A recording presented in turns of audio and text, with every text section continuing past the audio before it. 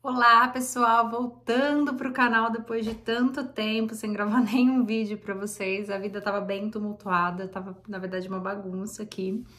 E para quem me acompanha no Instagram, teve a notícia ultimamente de que estou grávida. Na verdade, estamos grávidas, né? Quando é um casal, sempre a gente fala que os dois estão grávidos, porque além de ser um aconchego, um abraço, né, entre a família.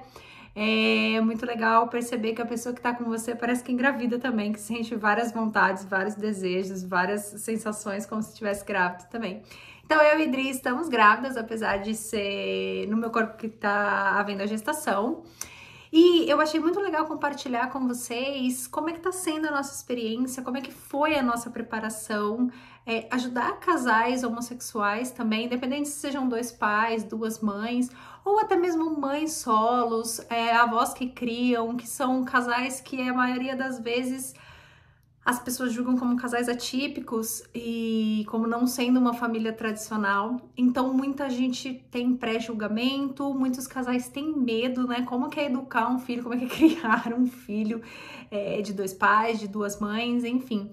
Então eu queria gravar uma série de vídeos curtinhos para falar para vocês como é que foi a nossa preparação, como é que tá sendo pra gente. Talvez isso possa ajudar vocês, possa trazer algum tipo de conforto para vocês, tá bom? Lembrando que nós moramos em Boston, então tudo que eu vou trazer para vocês é como é que está sendo o sistema aqui nos Estados Unidos, como é que tá sendo as leis a respeito disso. Vou falar para vocês em outros vídeos a respeito da escolha do doador, a respeito dos métodos de inseminação que estão disponíveis aqui pra gente, contratos entre doador e o receptor. Então tem bastante assunto para o canal. Se você ainda não se inscreveu, se inscreve no canal, que eu quero tentar postar um vídeo por semana para atualizar você. Ou se você tem algum amigo, né, algum casal de amigos que também está se programando para ser papais ou mamães, encaminha para eles, talvez isso vá abraçá-los de alguma forma e chegar de uma maneira quentinha até eles, combinado? Hoje a gente vai conversar a respeito de como foi a minha e a nossa preparação para engravidar. Nossa preparação começou com 2 anos de antecedência, tá? E o nosso primeiro passo foi a terapia.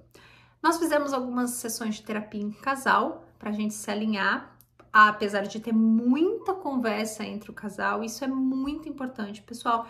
Conversar com o parceiro, conversar a respeito das expectativas, das frustrações, do que se espera na criação de um filho, se vocês têm a mesma maneira de enxergar a vida. Isso é muito importante na decisão de ter e criar uma criança, ok? Mas o nosso primeiro passo foi a busca pela terapia. Eu já fazia terapia há 2 anos. Eu faço terapia junto com terapia holística.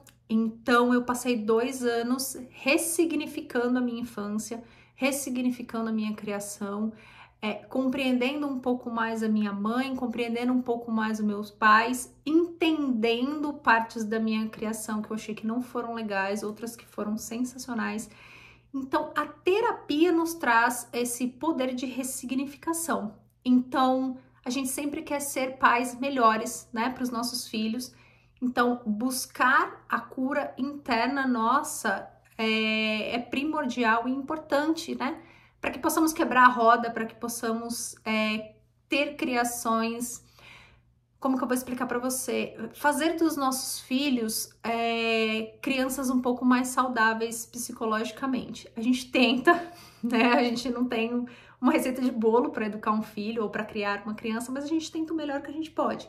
Então, meu primeiro passo foi a busca pela terapia.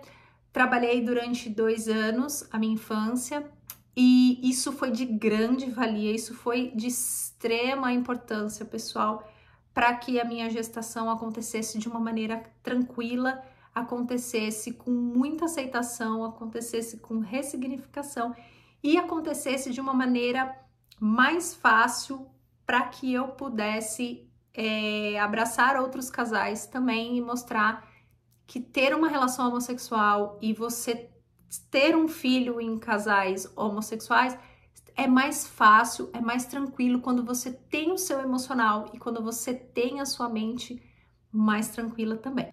O passo 2, ainda com a terapia em andamento, nós não paramos a terapia, E é muito importante lembrar também que a terapia é importante para todos os casais, para todos os tipos de casais, para todas as pessoas, para todos os estilos de criação. Então, a terapia é fundamental para todos nós. O segundo passo foi a minha retirada do DIU. Eu usava DIU de Mirena. Então, um ano antes da programação da inseminação, eu fui até o médico, retirei o DIU de Mirena e comecei a acompanhar novamente os ciclos do meu corpo. Os ciclos de menstruação, os ciclos de ovulação, se eu estava ovulando na data certa, né? Todos os meses ali na data certinha. Dá um tempo para o meu corpo também se reorganizar, se readaptar hormonalmente. Então, um ano antes, eu fiz a retirada do DIU e comecei a acompanhar os ciclos. Depois de 3 ou 4 meses, os ciclos se reorganizaram e mantiveram um padrão. Isso é muito importante quando você vai fazer a inseminação, porque você precisa inseminar no dia correto, você precisa inseminar exatamente no dia da sua ovulação, 2 dias antes e até um dia depois. Então, eu estudei muito sobre inseminação e eu fiz essa regulagem hormonal para saber qual era o dia exato da ovulação. Então, o passo número 2 foi a retirada do DIU. Passo número 3 foram os exames padrões, né? Então, foi exame de sangue para ver como é que estava o organismo, como é que estavam os hormônios, como é que estavam as vitaminas. Foi feito um Papa Nicolau de extrema importância para você saber como é que tá o colo do seu útero, né? São exames de rotina, são exames que você deve fazer, né, todos os anos ou a cada 3 anos, ou conforme seu médico também te prescreve. Então, eu fiz um acompanhamento do exame de sangue, as vitaminas, os hormônios base e uma ultrassom intravaginal para saber como é que estava o útero por dentro, se estava tudo ok, como estavam os ovários, se a ovulação estava bacana. Esse tipo de exame aqui, como nós temos plano de saúde, esses exames foram gratuitos, esses exames já estão inclusos nesse acompanhamento quando você está pretendendo engravidar. Então, o meu terceiro passo foi fazer todos esses exames e saber que estava tudo ok, antes mesmo de iniciar o quarto passo. Quarto passo, peguei todos os meus exames e levei ao nutricionista. Sim, a gente é vegetariana e eu tava bastante preocupada com essa questão das proteínas, né? Dessa suplementação proteica, de saber uma forma de comer direito, uma forma de saber suplementos vitamínicos que eu poderia introduzir já nessa etapa. O nutricionista foi 6 meses antes da inseminação, então nós começamos com algumas vitaminas. Eu já introduzi a vitamina pré-natal 6 meses antes, que foi uma prescrição do médico, tá? Foi meu médico de cuidados iniciais aqui, então o pré-natal, ele iniciou as cápsulas de pré-natal 6 meses antes da minha inseminação. O passo número 5 não é bem um passo. Eu acho que o número 5 eu vou por aqui pra gente lembrar, mas é uma coisa que deve acontecer durante todo o processo. O número 5 foi uma conversa muito franca entre eu e a Adri para saber o que a Adri esperava da criação de uma criança, quais eram os medos, quais eram as nossas frustrações nesse processo. Nós sabemos que muitas vezes a primeira inseminação não dá certo, muitas vezes tem pessoas que passam anos tentando e não conseguem. Então, qual seria os nossos medos, as nossas frustrações e o mais importante, se não desse certo, até onde nós iríamos? Até quantas inseminações nós aguentaríamos antes de dar uma pausa para o corpo e falar, olha, psicologicamente para mim tá ficando difícil, então nós precisamos dar um tempo. Então, isso foi muito bem conversado, isso foi respeitado das duas partes. Então, nós tínhamos um limite que eram 6. Depois de 6 inseminações, se não dessem certo, nós íamos esperar, dar um tempo pro corpo, dar um tempo pra gente, né, digerir, porque é frustrante, é muito frustrante. Nós vamos falar sobre isso no outro vídeo, quanto é frustrante você tentar, espera 15 dias, você não tem o resultado e aí você acaba menstruando. Então, isso é muito frustrante pro casal e pra quem também tá gerando.